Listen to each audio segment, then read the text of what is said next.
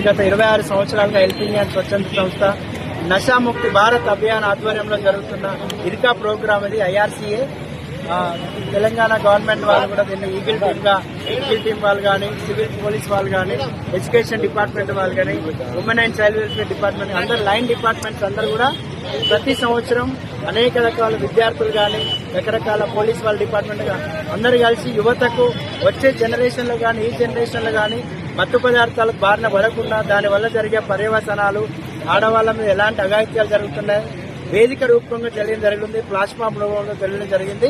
ఈ రోజు ఈ కార్యక్రమాన్ని ఇంత చక్కగా సపోర్ట్ చేసిన అందరి టీంలు, అందరి డిపార్ట్మెంట్స్ కి కృతజ్ఞతలు. తర్వాత మీడియా నుండి కూడా ఈ ప్రాబ్లం ని ఇంకా ఎక్కువ మొత్తాల్లో తీసుకుపోయి ప్రజలు లేదా యూత్ ఈ ప్రాబ్లం నుంచి బయటపడడానికి అందరి సహకారం అవసరం ఉన్నాయో కోరుకుంటాం.